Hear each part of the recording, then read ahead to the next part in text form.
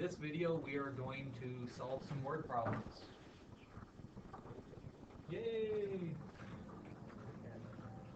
Alright, we have already discussed word problems in class before. A couple things that you should, of course, remember about word problems. You're going to look for keywords. Those keywords tell you what operations are going on in the problem. Going back to our first unit, we've mentioned that if you actually do the operations, it's a direct problem. But if you don't do those operations, if you instead pair them with inverse operations, if you pair them with their opposites, those are indirect problems. We have also mentioned previously, direct problems are arithmetic. That's mostly what elementary school was about. As soon as you start working with algebra, algebra is where you do indirect problems. And since indirect problems use keywords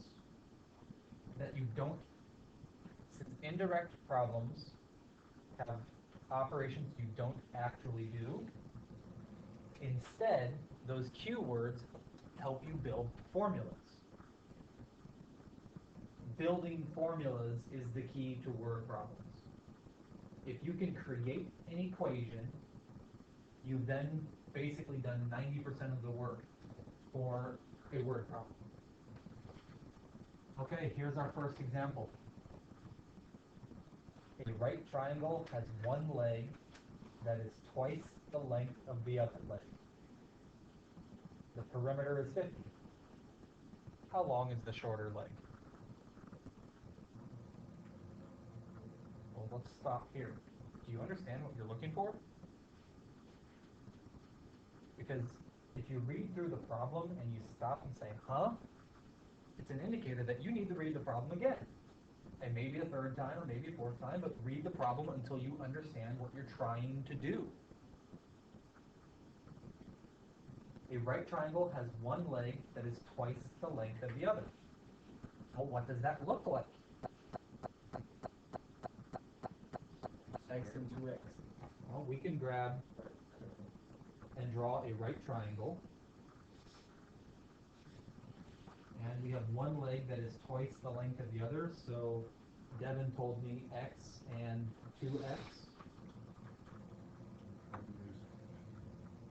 And the total perimeter is 50. How long is the shorter leg? What are we trying to do here? Exactly. We're trying to figure out how big that shorter leg is, which we've decided to call x. Our goal then is to get that number. But what does perimeter do for us? How do you get the perimeter? Okay, everyone's telling me to get perimeter by adding up all the sides, so we would take side 1 plus side 2 plus side 3, and crap, we don't have side 3. So now what? How would you get the third side? Because we need it for perimeter. How are you going to get this length? Hey, I wanted blue.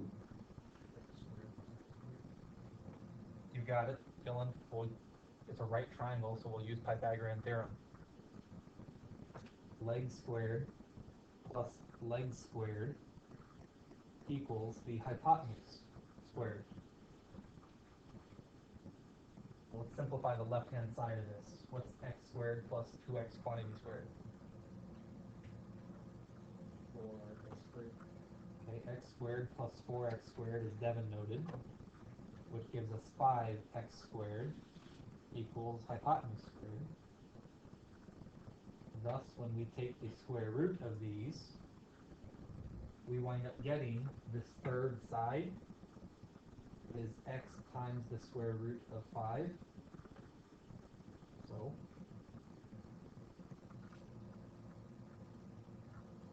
there is our perimeter formula. Now what?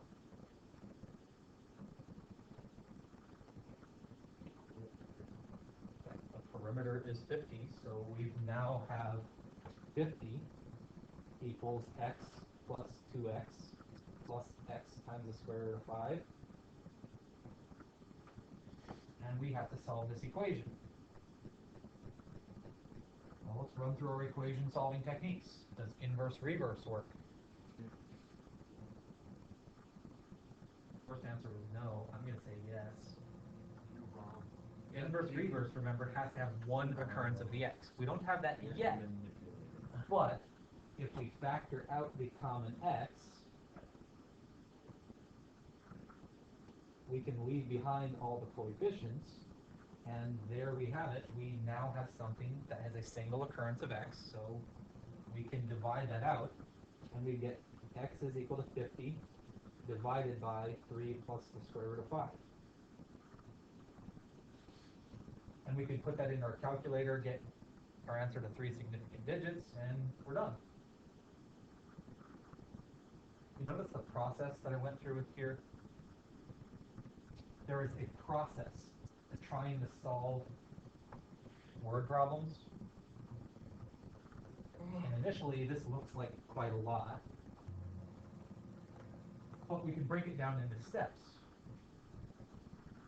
If you're stuck, read the problem again and again and again. Read it until you understand what you're trying to do. Read it until you understand what's going on. And frankly, just start writing stuff down. Write it down algebraically. Put down whatever you can based on algebra. If it's possible, you'll notice the first thing I did was draw the picture of that right triangle. A lot of problems will be based in geometry, so if you can create a picture, it helps you visualize what's going on. It'll help you to see relationships.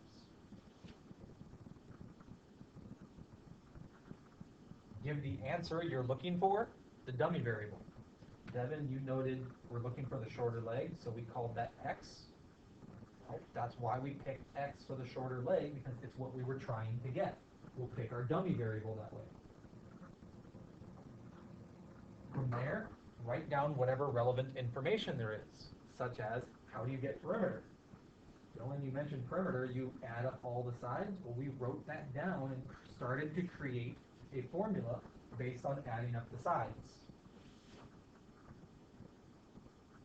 And if you don't have a well-known formula, make your own. And so, remember, if you're making your own formula, use algebraic notation.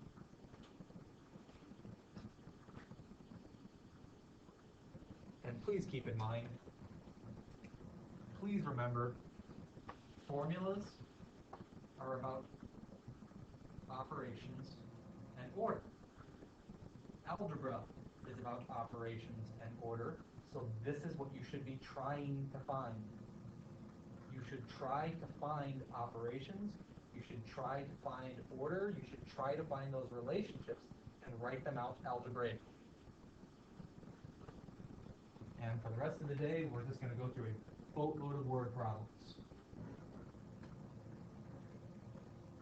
An open-top box.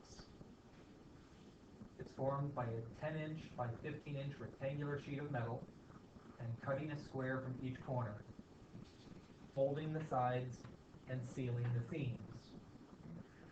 How big are the cutout squares which yield the maximum possible volume? What? Okay, so if you read the question and you just have that what reaction, read it again. What is going on in this problem? An open top box is being formed. Okay, so right here we can see we are trying to create a box. It's being formed from a 10-inch by 15-inch rectangular sheet of metal.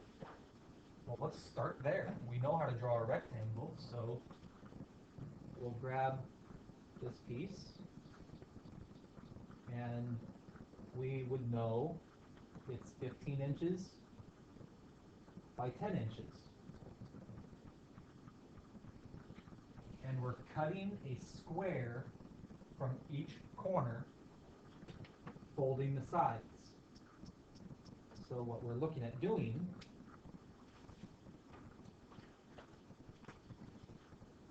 and I realize that with my lines I'm not going to have a perfect square or anything like that.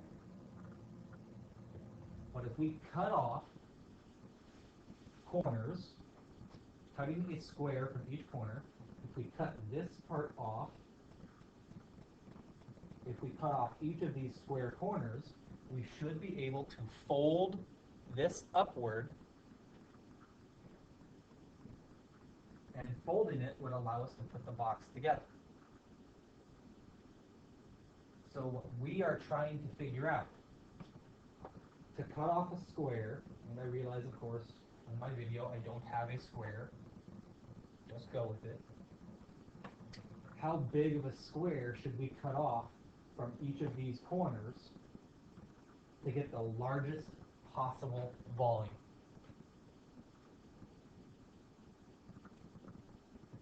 Well, since we're searching for the size of the square to cut off, that's what we're going to call our variable. We want to know how big is the square, so we're going to call the side of the square x.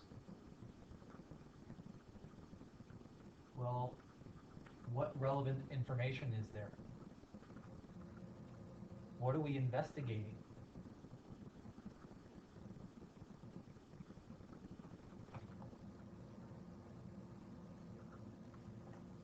If we're looking for the largest volume, shouldn't we write down volume information? Well, how do you get the volume of a box? Length times width times height. Well, in this particular instance, the length of the box would be here. Hey, I want blue. I want blue. Okay, this can be our length. How long is that?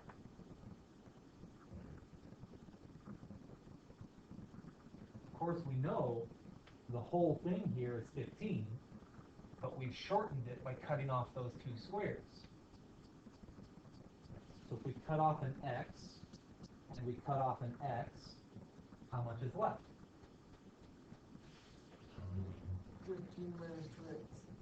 15 minus 2x, as Devin noted, that's our length. We also need the width. What is the width here? Very similar to before, we take that length of 10 and we've chopped off two of the x's. Now what is the height of this box? Well, the height is going to come from here. When we fold the metal, these two pieces are going to fold together to create the seam. How tall is that? X. That's just our x. So, putting all those pieces together, we've now created a formula. Volume is equal to length times width times height, 15 minus 2x times 10 minus 2x times x. And we want to know what specific number for x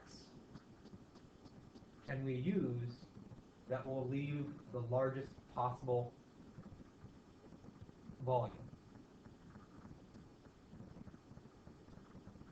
I'd also like you to think about the restrictions. We can't use a negative x. Why not? We can't cut off a negative distance. We also can't use anything that's bigger than 5. Why not? Because just picking 6, if we chopped off 6 here, there's only 4 left on the other side. You can't cut off 6 then because you're chopping stuff off twice. You can't do that. The largest possible rectangle you could chop in half is 10, and that would actually take that one side and completely screw it up. So we're at this point where we know we have to use an x value that's between 0 and 5, otherwise it just doesn't even make sense for the problem. So between 0 and 5, what x value is going to give you the largest possible volume? What strategy could we use to figure out that maximum volume?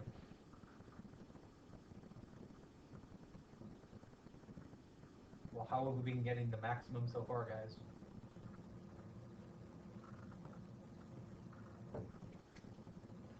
Using our graphing calculators, we can put the graph down and use the calculator's maximum feature.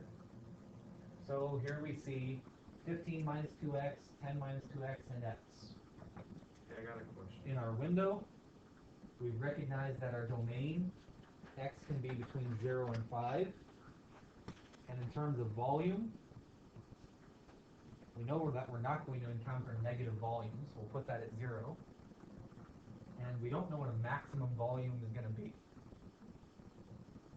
But if we're talking about length and width being, up to 10 and up to 15, I'm just going to pick a big number and say maybe 200. Probably going to be too high, but frankly, too high is not going to be too much of an issue. So we'll take that, look at our graph, and we see this behavior. So where's the maximum now? We'll use the calculator's calc menu and go into maximum for option 4. And scrolling over,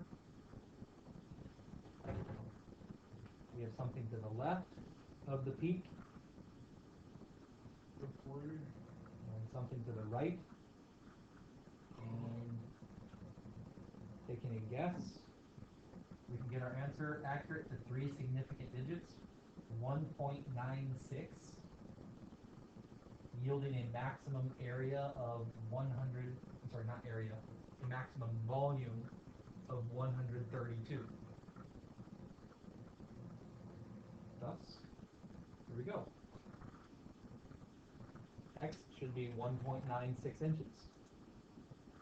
Cut off a square that's 1.96 inches on either side, and you will get the biggest possible box, holding a little over 132 cubic inches. Oh. All right, we'll throw some simpler ones at you. Write a formula. That's it. No solving, just create a formula. There are 3 times as many widgets as doodads. What do you think? Tell me what to write. I'll tell you, a lot of people will say 3 times the widgets is doodads. See that answer fairly regularly. Is that right? What's wrong with it? Think of the relationship. 3 times as many widgets. Is there more widgets? Are there more widgets, or are there more doodads? Doodads. 3 times as many widgets should tell you there are supposed to be more widgets. So if there are 100 widgets, you're telling me that makes sense? No, there are supposed to be more widgets than doodads, and this is why we were talking about having indirect word problems, because we see this thing that says times and makes you think, oh cool, multiplication, and that's true, there is multiplication, but it should be 3 times the small quantity to get the large quantity. This one was not correct, that one is. And so we'll move on to example 4. Taxes are 6% of your income. Use T and X.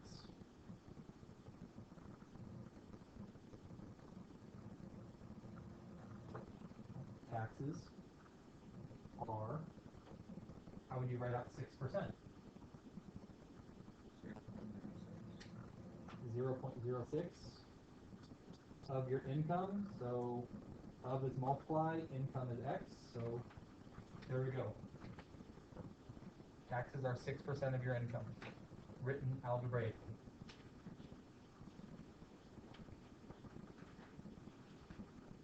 Going on to example 5. The cost is 2.5 cents each after paying a 40-cent setup charge.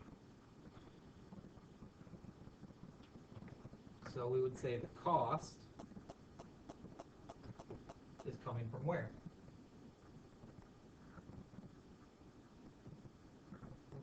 Let's start off with 40 cents. You pay that no matter what. And then for each one afterwards, you're paying 2.5 cents. And we're finished.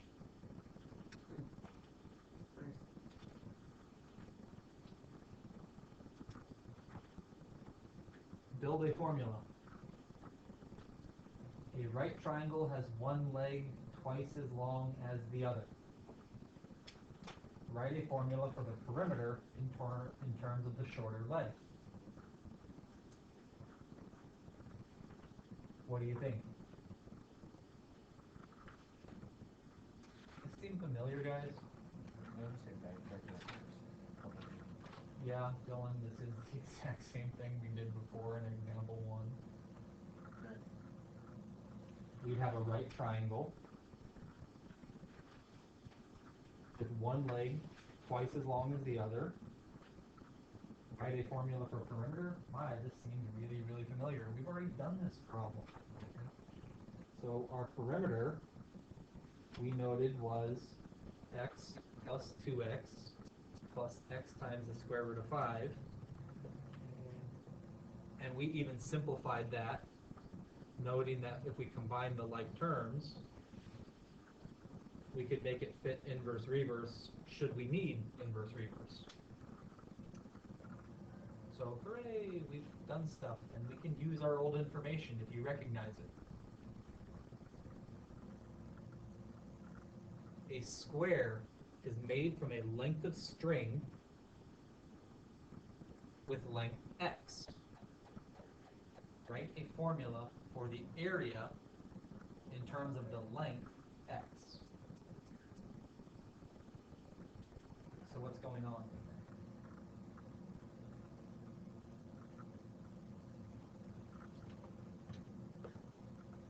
The square is made from a string length x. So here's a string with length x. We'll take that thing and fold it to create a square. And this square basically wrapped around should create a string wrapped around should create the square. Well, how do you get the area of a square? Area of a square, of course, like all rectangles, it's length times width. But length and width are the same. They're both the side length, so our area of a square is just the side length squared. So how long is the side length?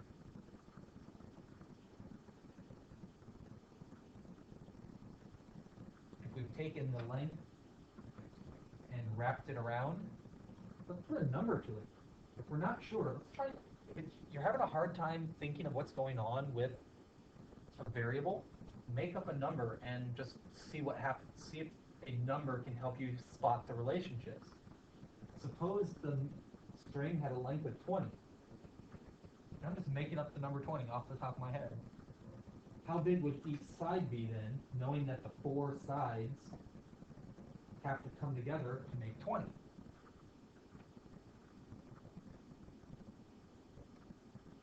Each one of them would have to be a 5. Where did the 5 come from? We took 20 and split it up 4 ways amongst the 4 equal sides. Well, we would do the exact same thing with the x. If we take x and split it up 4 ways, each side is x over 4.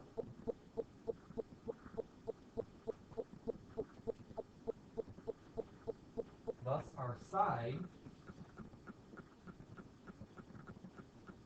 is x over 4, and that quantity is being squared, so there's our formula. And we know that could be further simplified as simply x squared over 16.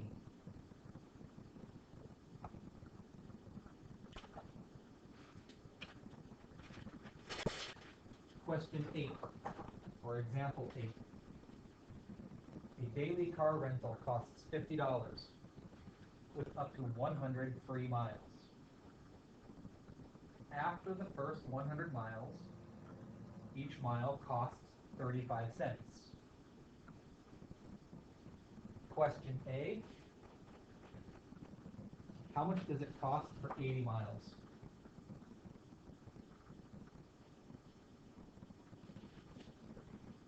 Well, you've got to pay the $50 to get the car in the first place, but then there's no charge for driving only 80 miles, so it's just $50. For question B, well, I guess it's not quite B yet, it's the second part of question A. For 155 miles, well, you still have to pay that $50 charge.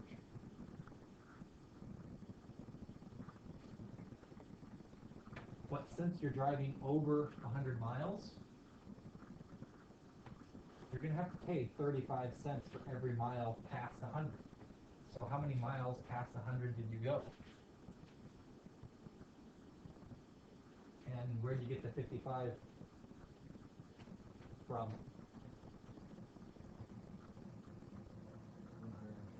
155 minus 100? Yeah. So we can crunch these numbers, and I'll leave you to do this on your own. Of course, you've got a calculator, you know how to use that. Or you can use some scratch paper on the side, it doesn't matter. Crunch those numbers, you have your answer for A. Question B asks us to build a formula for the total cost. I hope that you observe that there are two different relationships here. We have a relationship if you're under 100 miles versus over 100 miles. So when we build our formula for the cost of m number of miles,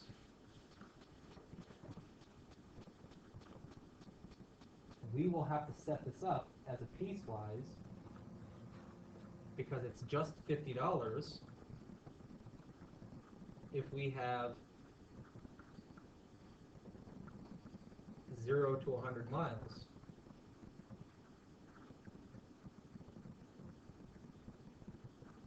And if it's over 100 miles, well, we have the same type of thing as that second purple line. There's the cost of $50 and 35 cents for every mile that's past 100. So we have the number of miles, subtract off 100. And we've created a piecewise defined formula.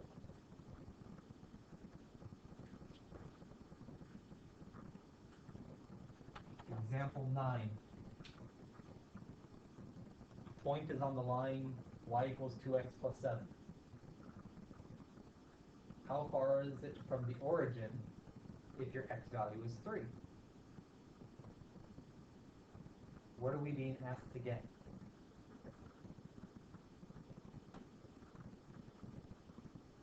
Point is on the line. How far is it from the origin? That's distance. So if we're using distance, we better use the distance formula, which we've discussed is basically just the Pythagorean theorem written in a different way.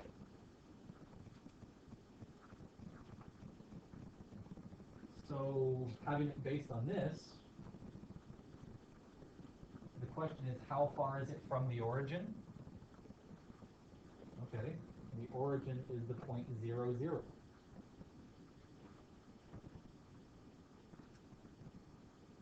If the x value is 3, so we have an x value of 3,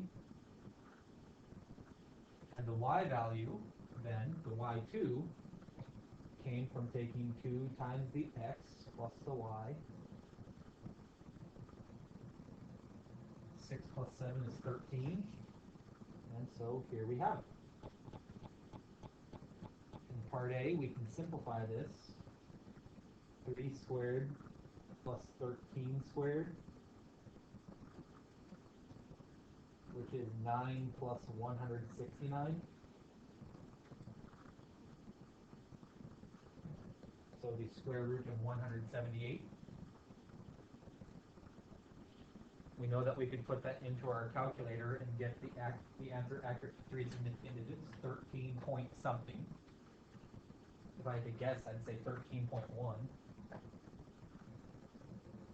But there's our part A. Progressing to part B. Build a formula. Well, what's different about it? We're still using the distance formula based on x alone. So distance formula is your x coordinate from the origin. And we have the y coordinate from the origin. But we are told to build this formula in terms of x alone. And so we can't use the letter y. That's not a big deal. We know that this y is 2x minus 7. I'm sorry, 2x plus 7. So we can simplify this. X minus 0 is, of course, just x. 2x plus 7. Subtract 0 is still 2x plus 7. And so we have a formula. It's not completely simplified. We know that we could expand the squares, combine the like terms, but they said build a formula. This is a formula. And so right there, we're finished. I want to fix this too because frankly it's bothering me.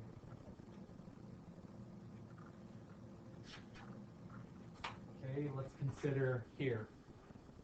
An equilateral triangle has 3 equal sides, x. Write down a formula for its height. So what are we trying to get? Based on having an equilateral triangle, each with a side length of x, we want a formula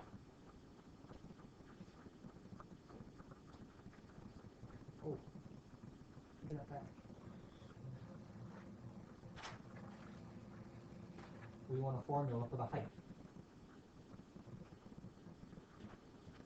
So where does the height come from? Well, what relationships are there?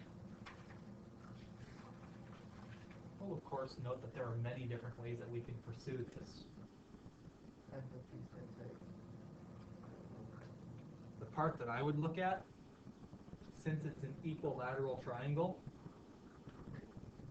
I know that's got to be a 60-degree angle because all of them are 60-degree angles.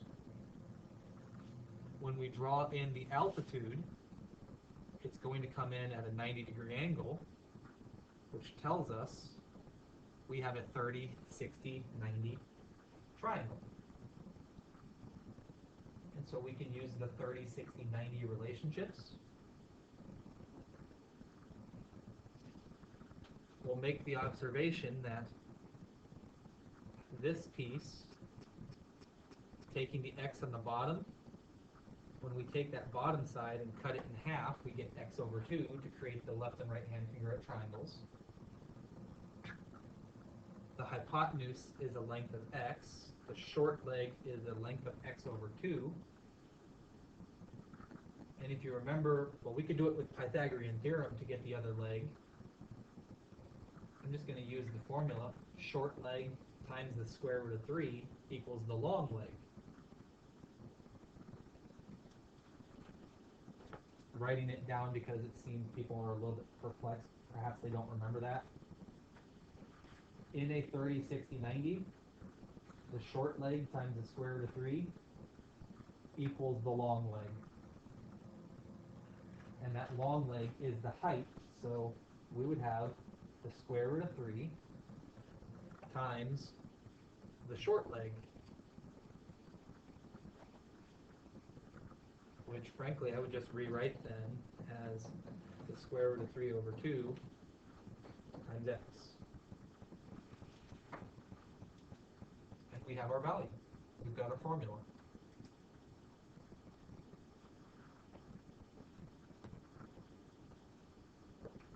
Example 11. Everybody else must, Density is mass divided by volume. Okay. Density, mass divided by volume. Silver has a density of 10.5 grams per cubic centimeter. Copper has a density 8.93 grams per cubic centimeter. Suppose you have a 100 cc alloy, so it's a mixture of metals. If the alloy is 20 cc's of copper, what is the density? Well, we know that overall density is mass over volume. What is the overall mass of the combined alloy? You've got 20 cc's of copper at 8.93 each. Well, 20 cc's are copper. How much is silver?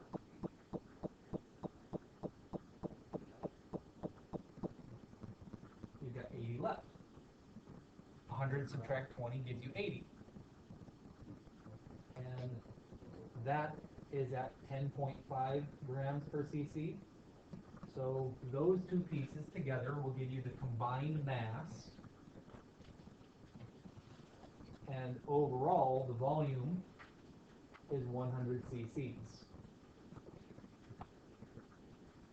Thus, the stuff in the red, well, you can do the number crunching, follow your order of operations, simplify the piece in the red, and you will have the density for this alloy.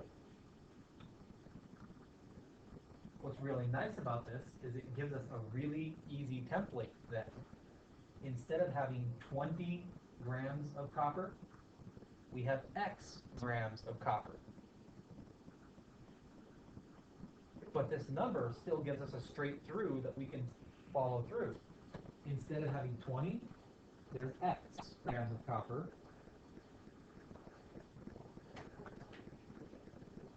Instead of having 80 then, well, the 80 came from 100 subtract 20. So it's 100 subtract X times 10.5. And that would give us the combined mass. And there are still 100 cc's, so this gives us a density formula for a copper-silver alloy, where X is the number of grams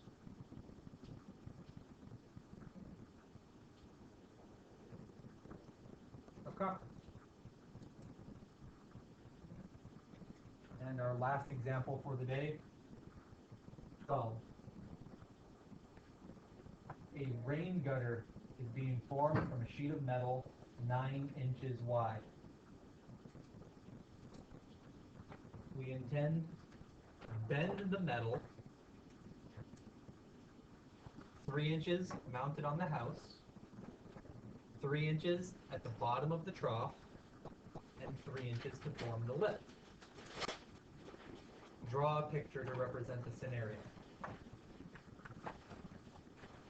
Okay, so we would have 3 inches mounted onto the house, 3 inches, Is there a semi-alarm? and the bottom of the trough is 3 inches. And then there's also a 3-inch lip. Well, one of the things that we'll have to be careful about, that 3-inch lip is not going to reach the top. And I'm going to quite have that straight over. I'd still curve it a little bit. Yeah, I'm trying to get this on straight. We want to know then, continuing further, you wonder if if you bend the lip out, will the cross-sectional area be greater? So if we bend this out farther, it's going to be a wider trough, but it's not going to be as deep. Or if we bent it only a tiny amount, where do we get the largest possible area, cross-sectional area, which is what we're doing in part B.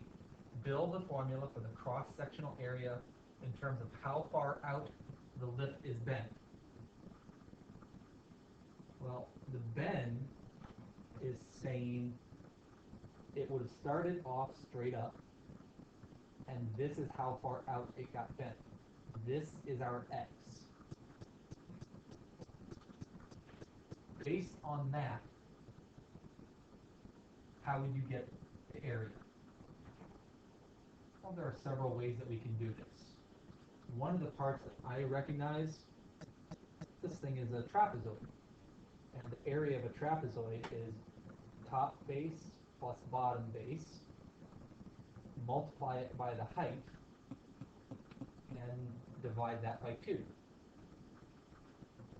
Thus, we would have to figure out what is the top base, what is the bottom base. Well, the bottom base isn't so big of a deal. That's 3. And then the top base, 3 increased by however far out you bend it. That's 3 plus x.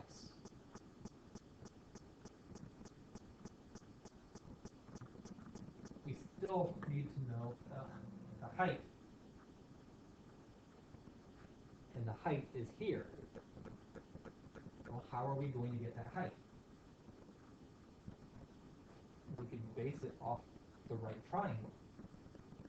We have a leg, we have a hypotenuse, and so applying the Pythagorean theorem, leg squared plus leg squared equals hypotenuse squared. Hypotenuse is 3, I was getting ahead of myself.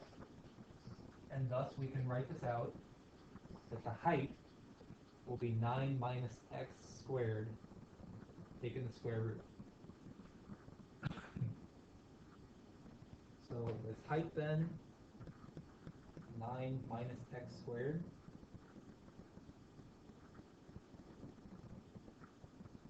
all over 2. And thus we have our formula. The area of this cross-section, base plus base, 3 plus 3 plus x, so x plus 6,